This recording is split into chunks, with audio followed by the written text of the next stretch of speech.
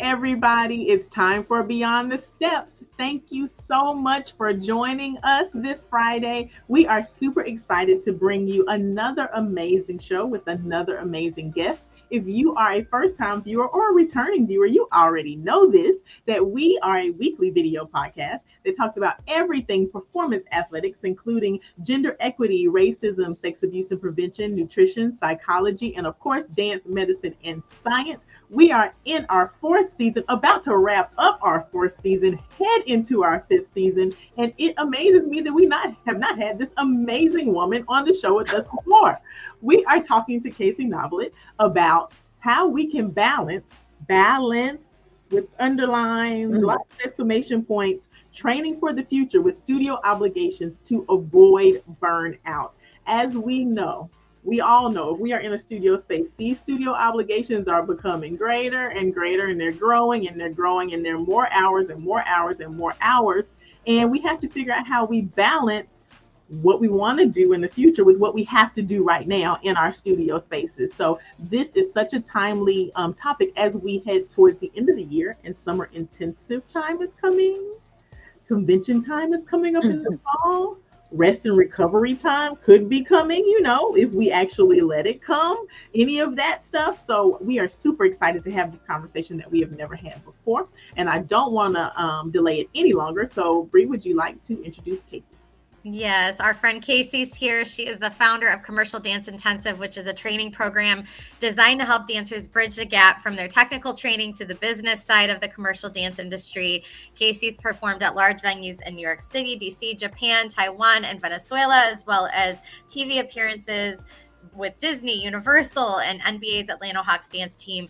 Casey has produced over 8 music videos and travels with Royal Caribbean on their audition tour, founding in-house productions in 2001 and CDI in 2014. Casey's been instrumental in the development of countless professional dancers through her innovative vision for education. And I have to say, we've been a long time partner of CDI and Apollo, have been partners together. So we're super excited and proud to have our friend here with us. Casey, how are you?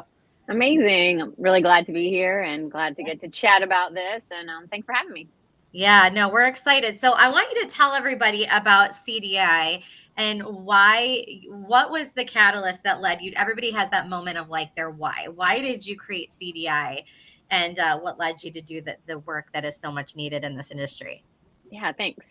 So my mom's a dance teacher. She had a little studio in a small town growing up, and my brother also dances, my younger brother, Cassidy. He's in Los Angeles. And we started going to New York at age 9. I got an invitation randomly at Duke University to go dance with Jacques D'Amboise at age 9, and kind of pulled my, little family out of our small town. And we ended up spending, 5 weeks in New York, mostly on the 5th story of his brownstone on the Upper West Side, training with ABT, and just like mind-blowing, super grateful experiences.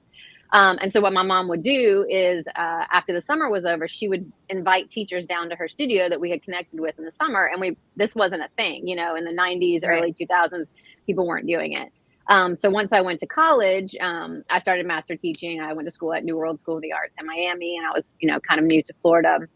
And a lot of the studios would say, hey, I know you teach jazz and hip hop. Do you know a good tap teacher? Do you know a good ballet teacher? And I, of course, had been working. So I knew 5 good ballet teachers and 5 good tap teachers. And so I started in-house productions in 2001. And this kind of goes with, I've really been thinking about the topic today. And our mission statement in 2001, and now it's CDI on location. So in-house productions just became our in-studio arm, which is now CDI on location, was that no dancer should be limited in their dance education based on financial status or location. Every dancer deserves to train with those who are top in their field. And, what has happened since then, because we were like the second in-studio convention company where people were saying like, no one's going to invite you in because, Barb's School of Dance is Barb and it's only going to be Barb. And, this is not a thing. So I'm really so excited at, the convention circuit because it's kind of literally just fostered this mission and this vision that I had. Not that it was me, but it's nice to see, I mean, you led all the way. these years, like 25 years later, that is the norm. And that if you live in Des Moines, you live in Little Rock, you live in Detroit, you don't have to go to New York and LA like we had to do. Or, you can have an in-studio workshop from a personal connection, but you have access to so many incredible professionals in your hometown. So no matter what your family's budget is, you do have access to those resources. So as we go into talking about convention, like I am super happy that that sort of is now the norm, so that, you know, kids are really getting exposed to a lot of things. And then my brother's working in LA, I'm working. And in 2014, I was at University of North Carolina School of the Arts teaching kind of like a jazz track in their summer. And I said, I think we should do a commercial track. Like, this is where the industry is headed. You know, these kids they can dance, but they don't know how to work. They don't know how to do social media. And this is like 2014. So still kind of new as to that being your full portfolio. They don't know how to do taxes. They don't know how to contact an agent. They don't know what to wear for some of their auditions, which I failed miserably at many times along the way, you know. And I know there are jobs I didn't get just because I didn't have the right outfit on, you know, or I didn't, you know, come prepared for whatever it was. And so my whole sort of in-house productions team got together and we're like, you know, let's create a program that bridges that gap, so that if you live in Roxborough, North Carolina, like we did, you have the same chance of making it as someone who's training at the BDC, you know, semester, just because can we do that? And so that first year they said, School of the Arts said, okay, well, we're not sure if this is the way that we're going to go, but we'll let you try it. You know, let's see how it goes. We will give you 35 spots. If you can fill those 35 spots, we'll, you know, talk about next year growing it. So the first year we had 35 dancers and 140 on the wait list. Oh, wow. Oh my gosh. Wow. And so for me, I'm like, there is a need, you know, kids want this, you know, they're training. So CDI was born out of that. And, you know, we're just constantly, because most, you know, Sissa, who works with Apollo a lot, I mean, our dancers are working, you know, our teachers are working. And so I get a call all the time. It's like, oh my gosh, I just went to this audition. It was completely different than what we're telling the kids. Like, the industry is changing. So like our next intensive, we're switching it up based on literally what our, you know, teachers are experiencing in real time. And, you know, Sissa will tell you, if you're non-union, how to get into an audition in New York, and you have to show up at 5 o'clock and handwrite your name on a piece of legal pad paper that's scotch taped to a door. Like, who is telling you that? You just like move to New York with your Lulu crossbody, and you're like, I'm gonna do this. I got my Ducas. I'm gonna do it. And then it's like, oh, I don't even know what to do. So our mission has always been to walk and I don't have my pen to walk and write on the legal pen. I don't even have a pen. Step one, go to New York, put a pin in your crossbody. Put a pin in your bag and look for legal pads attached. I love it. I mean, you already know the work that you guys do is just so incredible and so much needed for the young dancers in this industry. And I think thank you for paving the way for what was to come. And I mean, thank goodness it's more mainstream now, but I love the attention to detail that you all put, you know, into it, and knowing that you're evolving it constantly because the industry is evolving constantly. That is such a testament to who you guys are, because not every, I mean, we know this, and I'm not going to get on my soapbox too much, but dance is very based in tradition, whether we know it's right or not.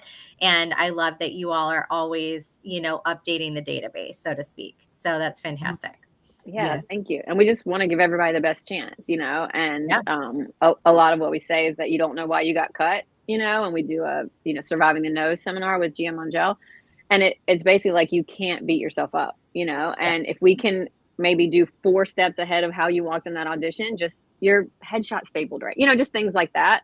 Whereas you've literally given yourself the best chance possible. And then if it's not you, it wasn't because of anything that you did. Absolutely. Like, it was because of something out of your control. But we want to get you to that point so that you're on the level playing field. And just quick anecdote that my dad is a dentist, not dancer. And he wants his own podcast, by the way. So he will come on the show. Let me tell you, he thinks he's like, you know, he's like the dance dad. He loves his role. He has his legal pad with all of his notes, and every time he talks to our parents, he's like, well, I have some new material because I feel like there's going to be some alumni parents here, so I just want to make sure that we're getting all the things. Let's get him on the show. Literally, he loves it. Let's do it. But something that he says is that, you know, if you're civilian, college, you know, graduate and you go into the working world, you're only up against entry level dance. You're only up against entry level students. You know, you're all on the same playing field, and you're not expected to know the job. You're going to be trained for whatever job you're being hired for. You're not up against CEOs. You're not expected to know how to do the job at that you're being hired for. And so when he talks to the parents, he's like, your dancers are up against CEOs. They're up against their idols. They're up against their, people that they stalk on TikTok. And no one's going to say, oh, we'll teach you how to tap. We'll teach you how to sing. We'll go buy you the shoes you need. And he's like, so for dancers, you have to graduate either high school, college, wherever you're going, and know everything. And you're going to turn beside you and you're up against my brother, who's been in the industry for 20 years up for the same job, Yeah. And so I think that's always something good for civilian parents to kind of get in your head is, your kids really have to do everything. Right. That is such a good point. And I never thought about it like that, but that's true. You're Look at Dad. Dad coming in hot. Already dropping gems. Coming in hot. I'll get a copy of his legal pad. He writes everything down. So. Coming in hot. So when we started discussing this topic in preparation for the show, you mentioned declines in attendance in summer intensives. Why do you think enrollment in this type of intensive has declined recently? For me, I've been kind of trying to analyze this, and I'm friends with a lot of people who have these, smaller, more intensive summer programs. And I feel like for ballet dancers, the standard is to go to a summer program because they're not doing so many competitions. They might do YGP or they'll have Nutcracker and a spring show, but they're not in an every weekend situation where they're traveling all the time. And I feel like heavy ballet studios support the summer program because it makes their studio look good and their kids come back even better because they're training in New York or LA or Joffrey, So I feel like the norm for that either heavily contemporary dancer or heavily ballet dancer that is not competing 10 weekends out of the year is to go do something in the summer. Mm-hmm. What we're finding with the competition dancers is they're just burned out. They're staying, they just are competing every weekend. And when it comes to summer or even winter, there's not much left. There's not much left financially. There's not much left energy. Like we've had kids cancel even just our winter, which happens between Christmas and New Year's, because that's like a little sweet spot where they don't really have studio obligations. And I mean, we've had kids cancel 2 weeks before and the parents are like, they're just exhausted. Like we have been in choreography and, and those type of things, which, for me, I'm like, is there a balance? Like the word is balance. Like I am pro competition. I am pro convention, like all of the bonuses that come with that. Yeah. But I think that the biggest issue or the biggest thing that the kids are missing out on is the personal connection with faculty. Because in a convention setting, you're getting, tons of choreography. You're picking up, I mean, we all know the advantages to sort of that scenario, competition as well. But in the summer, no matter what you're doing, whether it's a week, whether it's 2 weeks, you are making a personal connection with that faculty who you are going to need later to make a phone call for you or to recommend you either for college or for jobs. And even if you're in some of these like, protege, assistant sort of roles, you're getting to be on stage, which I think is high pressure, amazing. Like that is something that is really, really hard to do, but I don't feel like in most scenarios, they are making the personal connection with the teacher that they are assisting. And I think too, the other issue, I mean, tacking on to the theory of it all, right, is that some studio programs start really early. So they go to nationals, and these nationals are not till the end of June through mid-July is typically when those nationals are. And then, they start their new season choreography and they have to be there for that. And then a lot of studios have started creating their own intensives that they require their kids to go to in the summer to bridge the gap in revenue, because studio revenue typically historically goes down in the summer. And so those studios don't want those kids going to other programs. They want them putting that money. So they make it mandatory for the parents to spend, $300, $400, $500 on that intensive at the studio. So they get that revenue. But the big problem is exactly what you said, is that they're missing out on, if you're a studio that's worth a darn and you know who you are and you have a great curriculum and you have a great program, you should take comfort in knowing who you are and letting your students go and absorb other perspectives from other professionals in the industry that have a different way of looking at things. It's only going to make your students in your program better. if you're doing your job, right? So being afraid to let them go out and do those things or excusing them to do all those things is tough. So how do you get the parents, the parents of these students, the people who are looking to the studio directors for guidance on what do I do now? Like, I don't know anything. I don't know dance from a hole in the wall. I played soccer or I didn't do any of this. And I'm just trying to give my daughter the best and I trust you. How do you get the parents and the studio directors to see the value of something like CDI and going outside of their local space? So I was thinking about this when we started, chatting about this topic. And I think the perception from the parents is that all they need for a career in dance or to be on a college dance team or to go to a dance college, a heavily coveted small program, is to do convention and competition all year. And then they got to assist all these really famous people, and that's all you need. So I can remember a couple years ago, I saw a dancer online and I was like, oh, she would be great for CDI. And then I noticed in one of her videos that she was assisting one of my faculty, multiple cities, at one of the big, tracks. And so I wrote that faculty member and said, hey, like, I really like this dancer. Like, how is she as a person? Like, is she a hard worker? And she was like, actually, I don't really ever talk to her. Like, she's a really good assistant, like she, comes in my room on time. She knows my choreography. She's very technically sound. And I'm like, yeah, but I want to work with her for 2 weeks. Does she want to be a dancer? And she just, there's not that personal connection. And when you get in the business, on your resume, you're going to put who you trained with. And there are so many rooms that I look at, whether I'm with Royal Caribbean or doing, music video auditions. And it's like, if I see someone that I know on that resume, I'm going to text them and say, hey, do you know? And you can't put anyone on there that doesn't know who you are, And so to be able to make those connections are really important, whether it's a week or 2 weeks in the summer. And also I feel like something that we hear a lot is that we tend to get, like, we get some superstar dancers, but we also get that like second level of dancer who is not the contemporary queen, who doesn't win overall every time, who doesn't win the titles, who comes to CDI and gets to reinvent themselves. I think that's the bonus with going away in the summer, is that you're not with your studio, and we all sort of need a break. We know girls are mean, sometimes there's just studio dynamics and you get sort of pigeonholed, or you're always in the second line, or, you don't know, you think you want to be a rockette, but like probably not, because you're not the best one at the studio. And then they come to any summer program, not even just CDI, and they get to be somebody complete. No one knows anyone at their studio, so they can be who they want. And we get emails from studio owners. It's like, I don't know what you did, but this kid just like shaved the side of her head.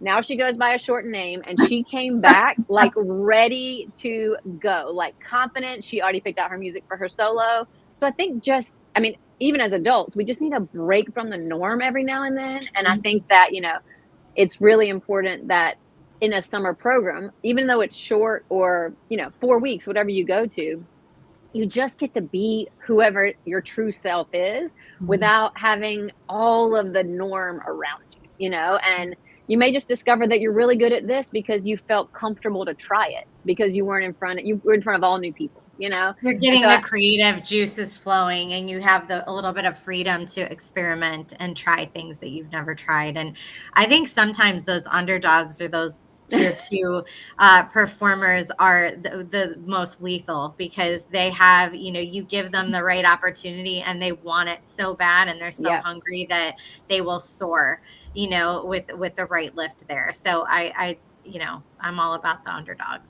all about that. That's fantastic. That is absolutely fantastic. Yes, absolutely. Go ahead, Casey. Oh, not, I just, and I think what's happening is that I am afraid that these kids are going to get to their senior year of high school, and they've just been, on the cog, they've just been on it, compete, and their years are all the same. There's been no stop, reset. What do I want to do?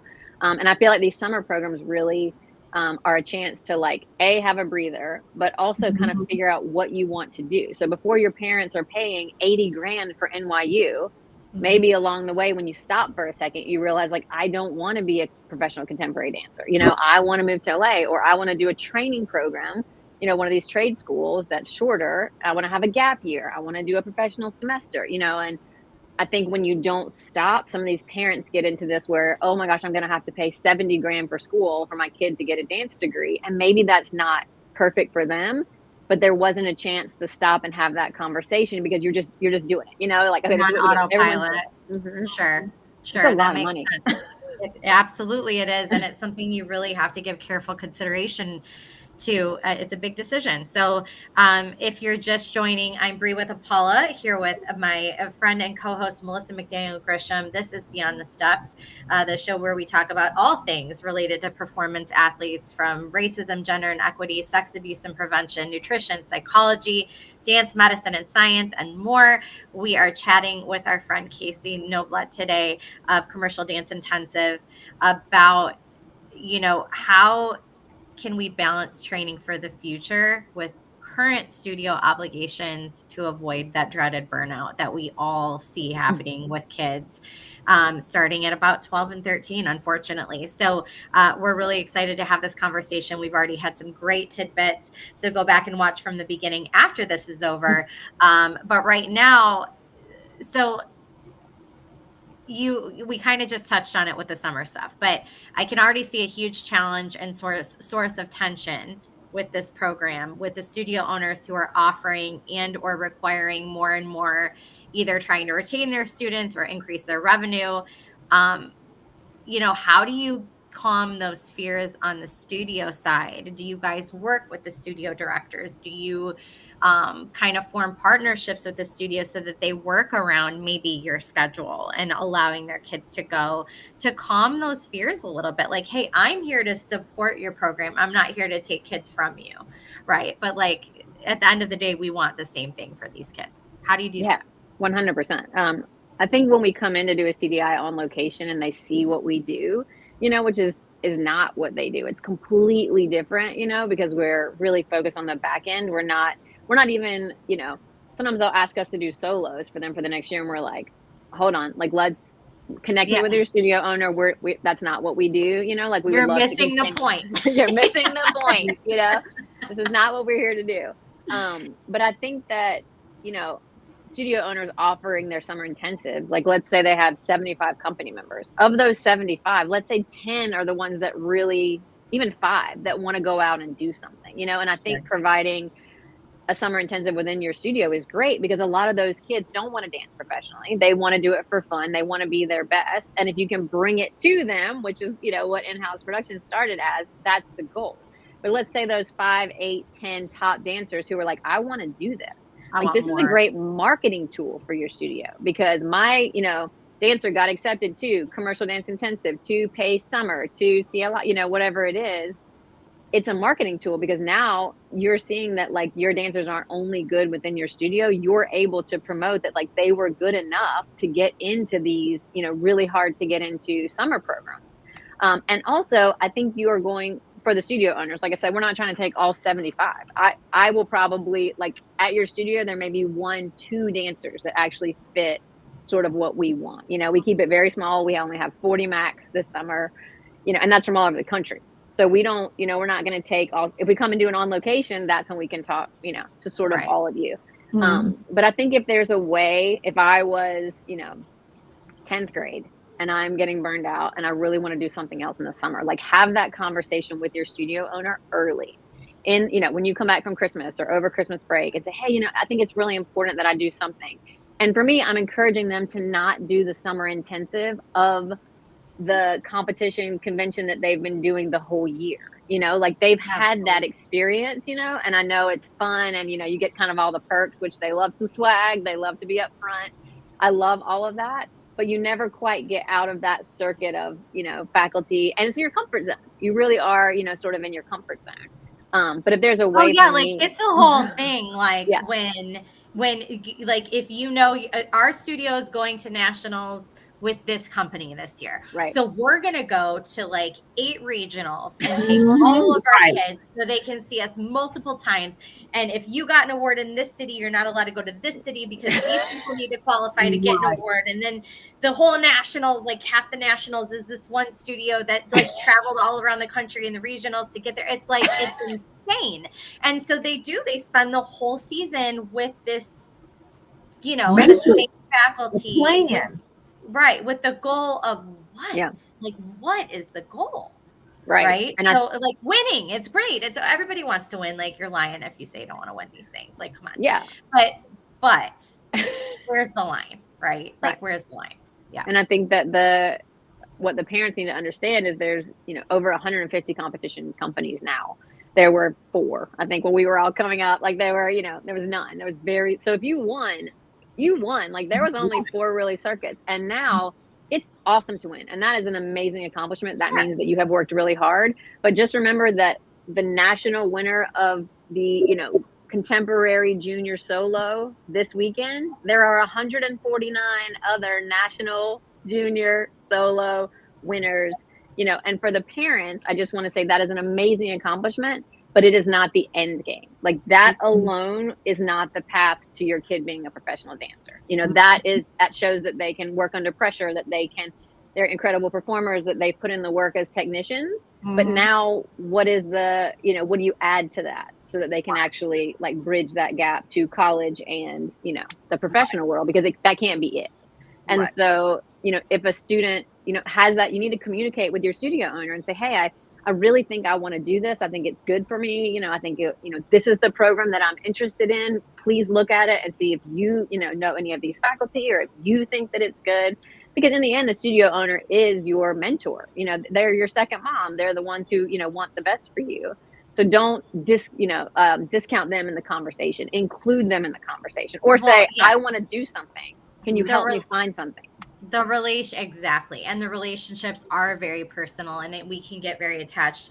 And from a director's standpoint, I will say it's a very different conversation when a student comes to me and says, I'm not going anywhere. Like, I'll be back next year. Yeah. I really want to do this because of X, Y, Z. Like, and I talked a little bit about this on a different podcast interview I just did. Like, when I first started my company, I had to be hold very tight to my vision for what I wanted for that company, because we were essentially building a brand or something out of nothing that didn't exist. And we had to have an identity, and you have to stick really tight to that. And there were no exceptions, and everybody's got to do this. And then slowly, as the program started to go and we stood on our own 2 feet, you start realizing there's these handful of students that just want more. They want more. And it's not a slight on what you're providing them at the studio. They love what you're providing at the studio, but they want more. And you can't make all 70, 80, 90 kids do more. You can allow 5 to do more. And so knowing who those kids are is really important as a director too, and being able to be proactive. And it doesn't have to mean that they're going to leave you. It just means that when they have the opportunity to do something else, allow them to, so they don't feel resentful and they don't feel like they have to make a choice. And you're doing your job. Like, if you have dancers that cannot get enough of this, that means that you are doing your job. Like you are creating this love of dance that like they can't get enough. Like, those are the kids that you just think someone is listening, when everyone else is on their phone and tuned out. It's the kid who comes 30 minutes early, who asked to teach the little kids classes, who, it's that kid who just wants to do all the things. And rather than feeling like, they're going to go off and get stolen, like, they don't want that. They just want more, and I think asking the question, which I think, like you said, having that communication, that way your studio owner doesn't see like, oh, I didn't realize you were going to a summer program and now it's a thing. Or have the conversation, where do you think I should go? Can we together look at a couple options? Because I would love to do more hip hop this summer. Or I think I might want to work for theme parks in Disney. Can we find somewhere that is specific to that? Or I want to do college dance team, which, as we know, is a whole nother thing now. And you can't start that in 11th grade anymore. You have to start that a lot earlier, and the studios aren't providing. We just had a conversation about this. Just had this conversation. It's a whole nother thing, but that is separate training that the studios are probably not providing. I mean, now there's studios popping up that I'm sure you talked about that just do dance team, And so how do we, I love the idea of just having the conversation with your director and saying like, what do you think? This is kind of what I want to do. And we try to have studio owner resources, a lot of chats. We, like I said, when we're on location, I've been going to a lot of conventions, talking with, educators, and just saying like, let me empower you to help them take the next step. Because a lot of them, and they just never danced professionally. They went straight from training to studio life, which is great. They're amazing teachers, but they don't, I mean, how could they? How could you even, I don't even know what's going on in the industry like today, because it might be different than 2 weeks ago, you know? Mhm. And so they only know what they know. And just having like the strength to say like, you know what, I don't know how to help you, you know, get to, if you really want to dance for Tokyo Disney, I don't know how to do that, but let's find somewhere that will help you get to it. Because then the studio can say, oh, we have alumni that are dancing in Tokyo, that are on the MBA, that are, you know, dancing on Broadway. And then all of a sudden you have this incredible marketing that's like, wow, their studio, because they get credit. In the end, the studio gets credit. Even if the studio didn't, you know, wasn't part of their 2-week revelation in the summer, it's your dancer, you know, and we want to support you. We're, you know, the last thing we want to do is take away from that. Like, we want to support you, the studio owner, because it's a village. It's the dancer, the studio owner, the parent, and then any, you know, sort of guests that come into your life. But that, you know, That's trifecta is what makes or breaks a dancer if they want to make a career of it. Sure. So the more that we can, you know, support the studio owners, like, that's the goal, because you have them the whole year. We only get them for 13 days. right, absolutely. The burnout these students are facing is real, and it's impacting them physically and mentally. What are some of the signs that you're seeing when kids are coming to you? I know you talked about cancellations, but even being on site, what are some of the signs you're seeing in dancers of burnout, and is it impacting their ability to successfully transition to that professional world? Yeah. So we started sort of during COVID, because we ran all the way through COVID. How, I don't know, but like we were still doing it overnights with masks and everything. But we started the first night they're there with a goal session, and so we break up into small groups, and each person gets to talk. And 90% of the dancers have a full meltdown, like crying. Like, it is like someone just said, how are you doing? And what do you want for your goals? And it is like everything from their studio, everything from school, everything from home. It's like, whoa, like literally I had to start bringing a mental health specialist the next year, because I was like, my faculty is not even equipped for what these kids are going through.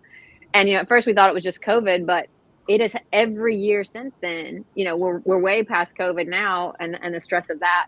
And like that goal session, it is like we come, you know, together as a faculty, because at CDI, like, your 13 days are tailored to you. So whatever you said in that goal session follows you for the 13 days, depending on what you want.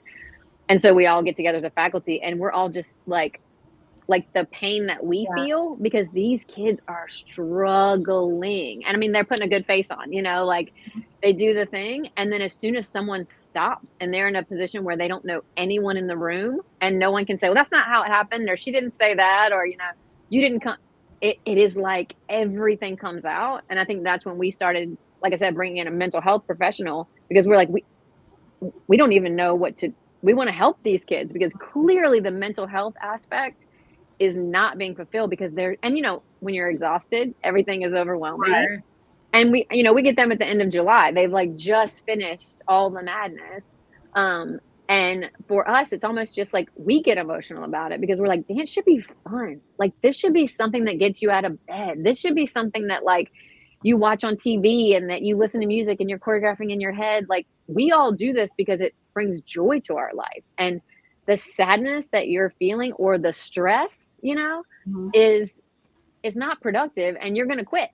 You know, like in the end, you're just going to quit with things that probably could have been fixed if we had just intervened a little bit earlier. Yeah. Absolutely. And do you think that, you know, the quitting, do you think we lose a lot of good professional dancers, or people who could be transitioning into the professional space, or even into the, you know, long-term teaching space, because of that burnout? Like, students decide, you know, this is just going to be a hobby because this is just too much. Right. 100%. And I think the defeat aspect of it, you know, like if you're not winning, you're being told that, like, I mean, you're there's no way you can be a professional dancer. Like, you win third place every time, or you don't even, you know, do whatever. And I'll make a comparison, because so my daughter's a gymnast, not a dancer. And I had to go sit in the gymnastics parent seminar, you know, 2 years ago. And I'm like, I usually lead these. Like, I don't really like sit in the audience. Weird. It's so Right. weird. You know, it was so weird. And my mind was blown, because gymnastics is so different than dance. And, you know, they were saying things like, you need to contact these coaches like once a week and like update them on what you're doing. And I was like, if these dancers were emailing me once a week with their solo videos, no, ma'am, Pam. I was like, I would telling her like, do not contact them. They are busy. Like, stop, you know? And so like, I didn't know what I didn't know. And then she got into this college process and like her goals were like top schools, like from the beginning. And in our head, we were like, you're going to do whatever. Like, if you want this, we're going to make this happen. Like, you are a hard worker. She's a beautiful technician, but she's not winning overalls every competition. You know, she's falling off the beam. She has all these things. And so for us, once we got into this process and sat with the coaches, I was like, you know, why Ava Marie? Like, why my kid? She's not the win. You know, she's not going to Nastia. She's not doing these things. And they're like, it's not about that. They're like, you know, there are kids who do the same routine every year. So, you know, what we see in her is a beautiful technician. She's trying skills that she shouldn't even be trying as a sophomore because, you know, these are college level skills. She's upping her game every year. She's kind to other people. We're watching her when she messes up. And I was like, oh, it's about all the other stuff, you know, like when you're on a college team, it's about being a good teammate. It's about being a good technician. It's about wanting to grow. And even, you know, me who's in this world of dance and competition, all of a sudden was like, oh, they're not looking for the winner. I mean, yes, of course there's elite gymnasts and of course we want these, but she got 11 offers, you know, from like her top schools, and all of them said it was holistically all the things. And so translating that to dance, it's the same thing. You know, if I'm hiring you for Royal Caribbean, I want to know how you are as a person. Like, you need to be a good dancer. But then if someone calls me and is like, girl, she's amazing. She's so kind. She works so hard. You know, she's going to be in there rehearsing 30 minutes early. I'm like, boom, that's the one, you know? And it doesn't have to be the best dancer. So I feel like the kids that are really burnout are those dancers who are not winning every single weekend. And in their mind think, you know, I can't be a professional dancer. That's right. And like you said, sometimes that second tier who are not winning every weekend are the hustlers. Those are the kids that are like, they're going to stay in New York and they're going to show you and they're going to do it. And the grit. And there's a place for everybody. I think that is what is hard, because it's like, oh, if you go to New York, you know, you have to be Rockette or on Broadway. If you're in LA, you need to be at Millennium on their, you know, YouTube feed. If you're, you know, whatever it is. And there's like 150 other jobs that you can have as a professional dancer. You know, you can stay close to home. You can be in a big city. And I think that is maybe missing in the education portion, is that, you know, you're never going to do an aerial. And I think a lot of those things are coming into the fold now to the kids. But it's hard to cancel that out and say, you're never going to have to do 10 turns. You're never going to have to do fouettes. You're never going to have to do switch second, you know, 9 times out of 10. And you're going to do step touch, and you're going to pose, and you're going to skip, and you're going to get paid a lot of money to do those things. Right. And I think if they just knew that not having these things, and I'm not talking about college dancing because that's a whole nother trick. Right. Madness. But like, that is a whole nother kip up madness. But I think if they knew, and I think coming to CDI, we kind of give them that opportunity to be like, hey, did you know that you were actually really good at tap? Or did you know that you actually have a decent voice? Or did you know? And it's like, oh, I didn't know that. And then it's like, you can do this. Like, you can do this. And I think I hate that the burnout comes from exhaustion, but it also comes from defeat. Right. You know, and I think the constant defeat without an injection of positivity, without a little win, you know, I think any of us would, you know, it's hard to keep that up, and school and friends and boyfriends and, you know, hormones and all the things. Exactly. And TikTok and all the amazing things that you should be doing. It's so interesting that you said that, because we have a repeat guest, Carlos Suarez Carbello. He has come on, and he's a dancer and a tricker. He's a hip hop, and he was doing a show. Remember this, Bree? Jurassic Park was the show, and he was a dinosaur in the show. But his ability to move and dance and be able to do those tricks got him that job. And it was a long-term job that was sustaining him and his family. And it's, oh, so I don't have to be a Rockette. I can be a dinosaur.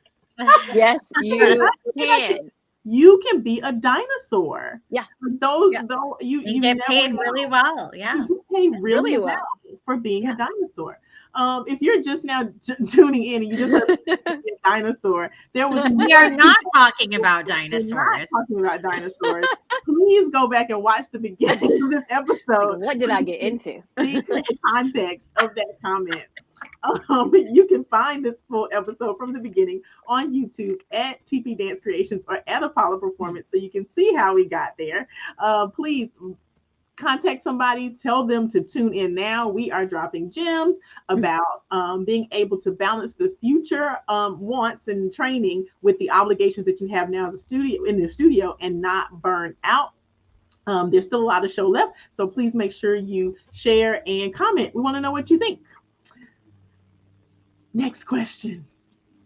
What are 2 to 3 tips? And this is I had to take a breath because this could be a loaded question. What are 2 to 3 tips for achieving this balance between the demands of the competitive program and saving mental space for other training opportunities for your future?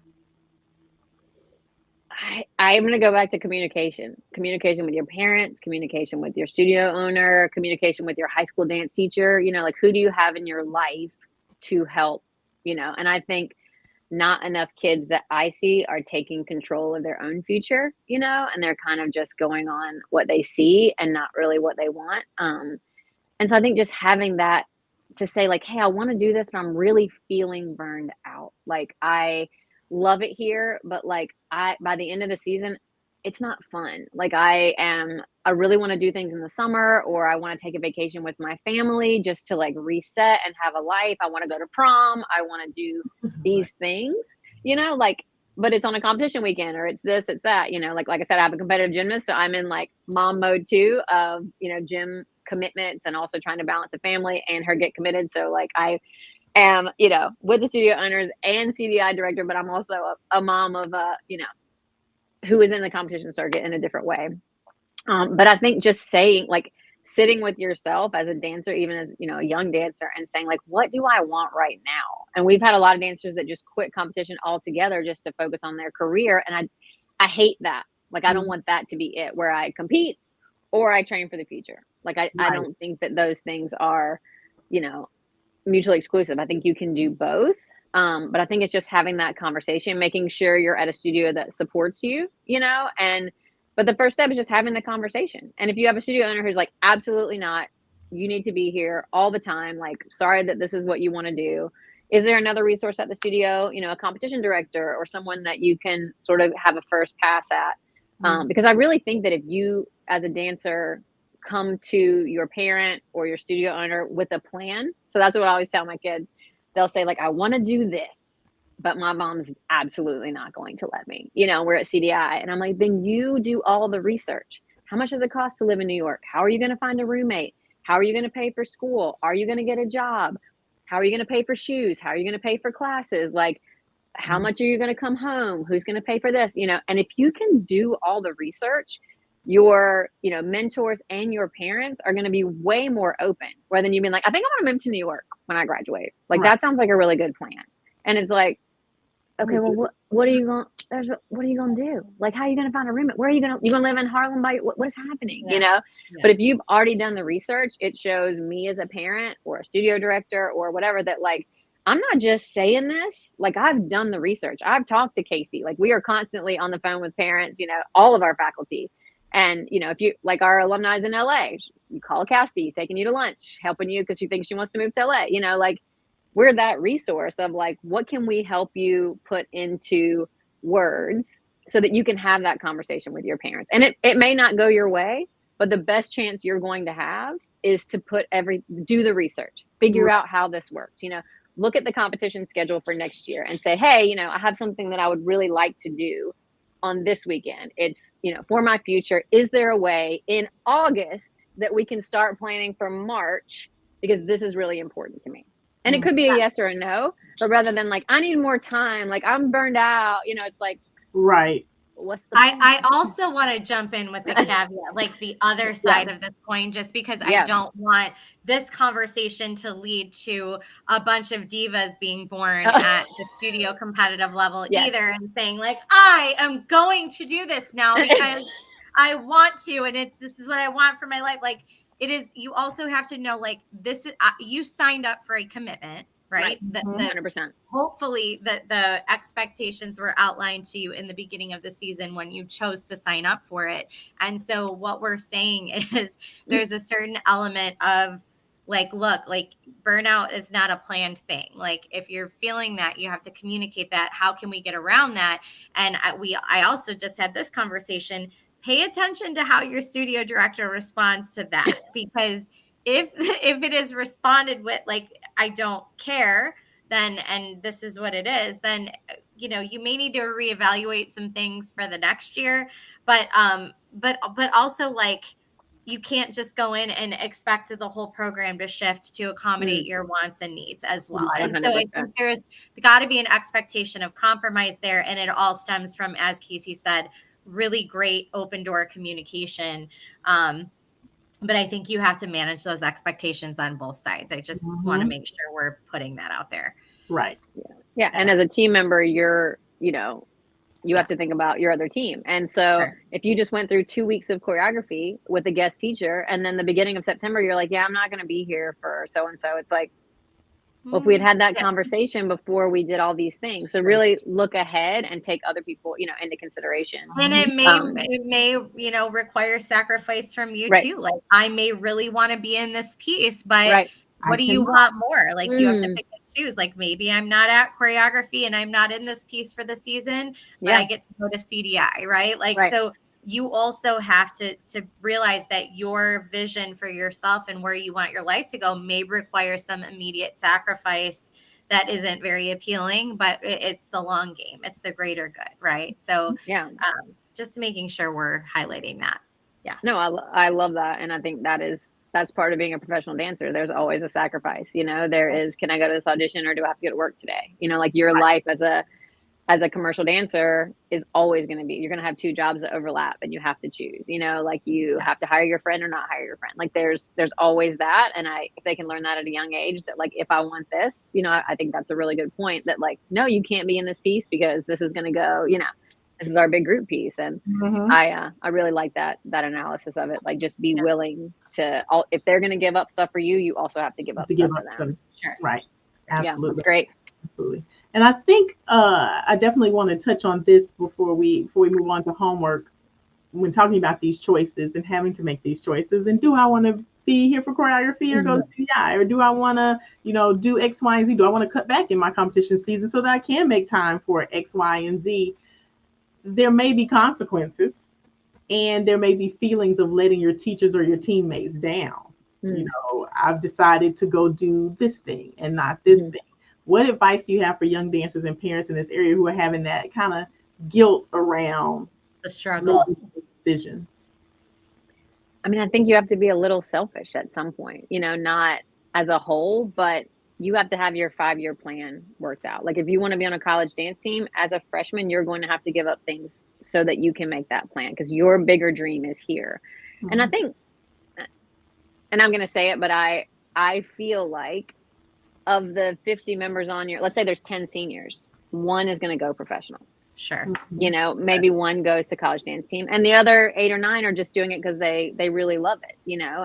And so at some point you're not going to dance with these people anymore, you know? So how do you support your team, but also be a little bit selfish? Because if you wait until you're out of the studio, you have missed so many opportunities. And now it's kind of late because someone in 9th grade said, oh, this is kind of what I want to do, you know? But having that conversation with your parents and saying like, you know, can I take voice lessons on Sunday afternoons because I don't have commitment? Like, is there a way to slowly infiltrate the things that could help? And it doesn't always have to conflict, you know? And again, we don't want to burn out, but sometimes doing something completely different doesn't add to the burnout. It kind of gets you a little more excited because you feel like, oh, this thing is so that, you know, I can work towards my career, or I'm working with an acro coach because I'm really excited about college dance team.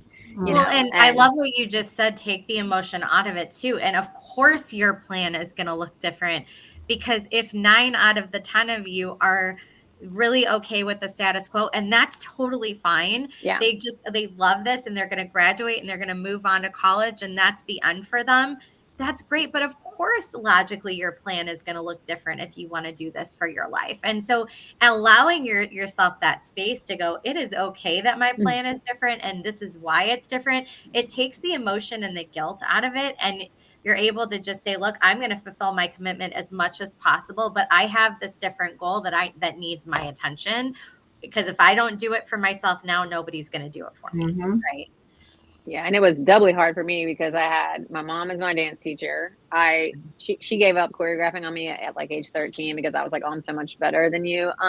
So she literally like gave me my own company to choreograph on, which was my friends. You know, like it was the other 13-year-olds at the studio and 14-year-olds.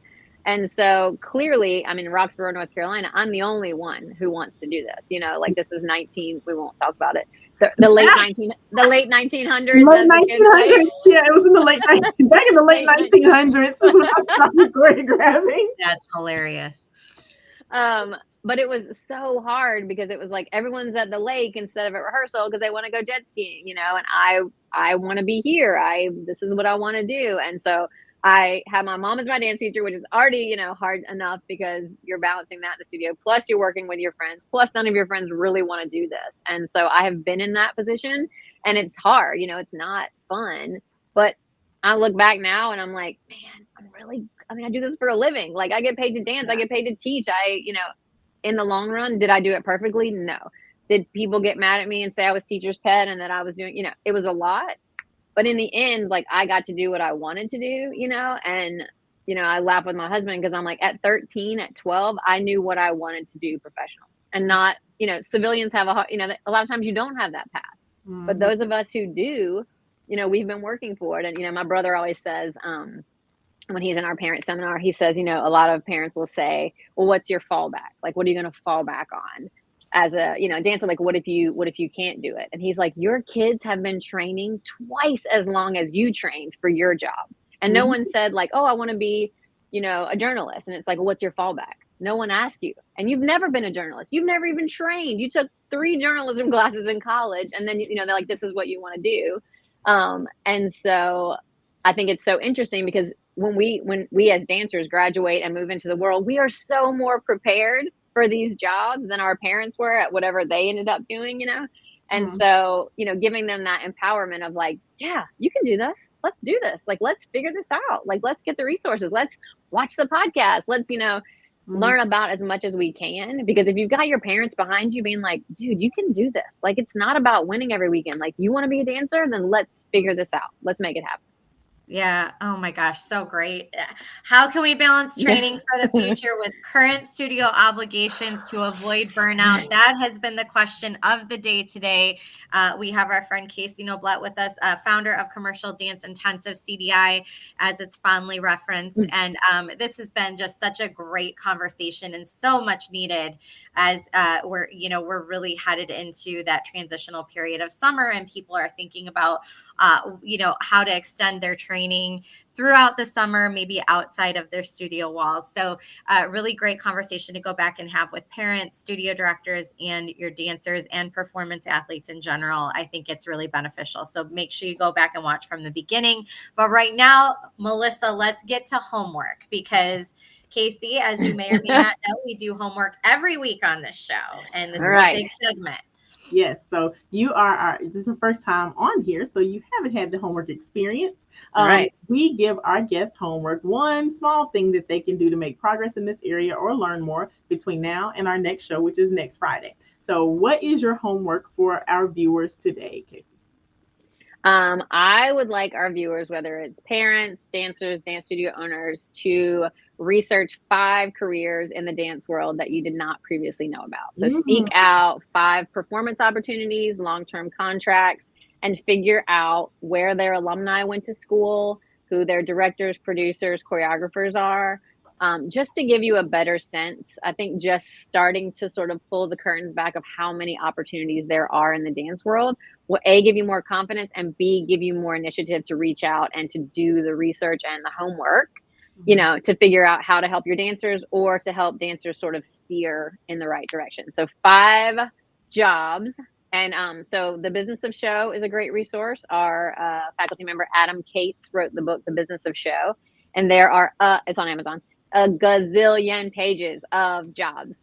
That's a great place to start. And even online, like online dance jobs. But The Business of Show is the book by Adam Cates, Okay. which is the textbook for Pace's commercial, Texas State. Like, we use it as our textbook. It's a good, like, especially for parents, you can read about what, your dancer's going to have to do. But I think just starting to be more curious about what's out there for you as a dancer or for your, dance student or your kid will give you a little more insight into whether this is something that, they can do. Awesome. Well, you have your homework from Kate, so make sure that you do that. We also have homework. We give you the same homework every week. Hopefully, you have done it, and now you can refer someone else to do it. But it's to take the steps initiative. It is the impetus for Beyond the Steps. It's how we started in COVID. It is a number of free, repeated free, meaning no money, meaning $0.99,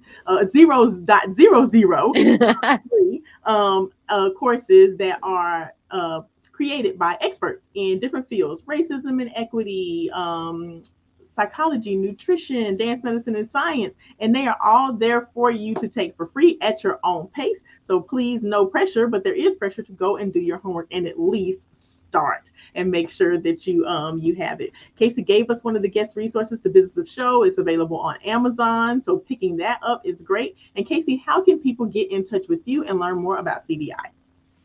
So you can go to our website. Everything's Commercial Dance Intensive. CommercialDanceIntensive.com, Commercial Dance Intensive on Instagram, Commercial Dance Intensive on TikTok, Commercial Dance Intensive on Facebook. We grabbed everything in 2014. Yes. So you can always find us there. We are about to close submissions for summer, but we do have a couple spots left before we head to the wait list. And we will be in just outside of Nashville, Tennessee this year, going a little more Midwest/Southeast. 13 days, July 14th through the 27th. We'll be shooting a music video with an artist as usual. We're also going to do a circ workshop. There's a new circ show called Shiners in Nashville. So we're going to get the kids up in the tent to do some circ and then collaborate with that show. That's awesome. And then we're also going to do a contemporary dance on camera, in addition to the 750 other things that they are doing. So we are super excited. Well, that sounds amazing.